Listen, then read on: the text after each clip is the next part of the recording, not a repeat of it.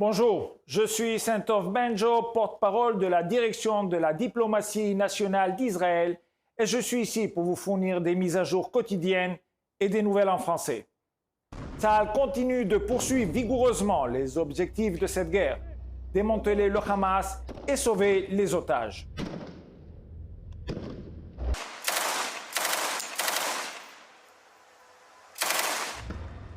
Neutralisant les quartiers les uns après les autres, les soldats sont sur le qui-vive dans ce champ de mines.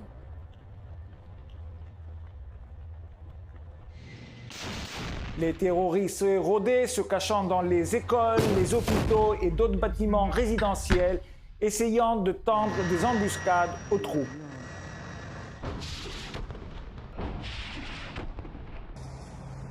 Les menaces sont exécutées de différentes manières. Bataille militaire traditionnelle, embuscade souterraine à partir de puits de tunnels et d'autres bien plus sinistres. Le Hamas a tenté d'attirer les soldats en semant de faux indices de la présence d'otages à proximité. Balles, jouets, poupées. Ce commandant décrit une de ces tentatives d'embuscade.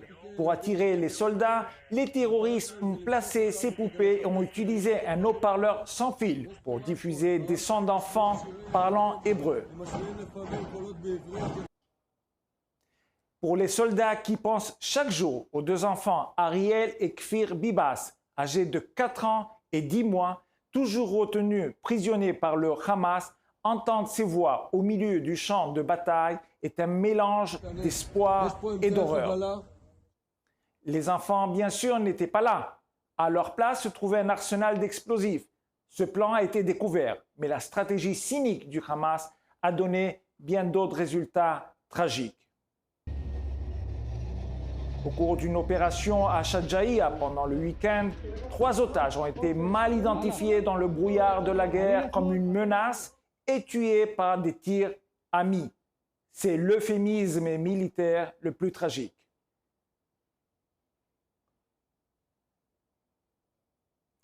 Alon Chambriz, Yotam Chaim et Samer Talalka étaient des civils, des jeunes hommes d'une vingtaine d'années, kidnappés chez eux ou sur leur lieu de travail. Leur mort est une tragédie insupportable qui sera vengée. Depuis le début de la guerre, 8 otages ont été tués en captivité. Dans des vidéos montrant leur corps mutilés, le Hamas menace ouvertement la vie des 129 hommes, femmes et enfants restant entre leurs mains. Les familles et les proches perdent patience face aux organisations internationales qui ne font rien ou presque pour la libération des otages.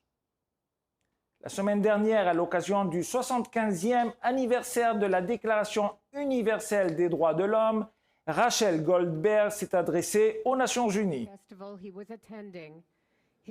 Son fils a été kidnappé sous la menace d'une arme au festival de musique Nova. Ils ont mutilé son bras gauche dominant au niveau du coude, l'ont mis dans une camionnette et l'ont pris en otage. There are 138 being held. They are injured. They are starving.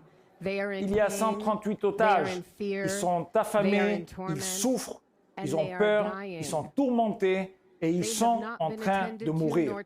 Aucune organisation d'aide internationale ne s'est occupée d'eux et ne les a soignés. Au cours du week-end, d'autres familles d'otages ont rencontré le secrétaire général des Nations Unies, M. Gutiérrez, et lui ont fait part de leur indignation face à son inaction. You need a 19 years old to tell you it's a joke? Lors d'une réunion avec des représentants de la Croix-Rouge internationale, les otages libérés ont raconté les terribles conditions de leur captivité, torture physique et psychologique et menaces constantes d'assassinat.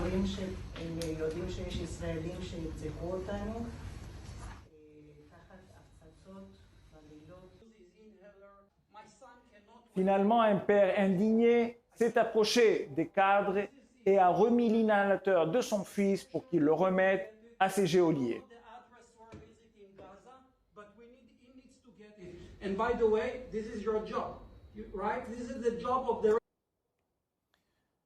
Sous une pression croissante, une organisation UN, Human Rights, a finalement été en mesure de publier un tweet clair et inéquivoque,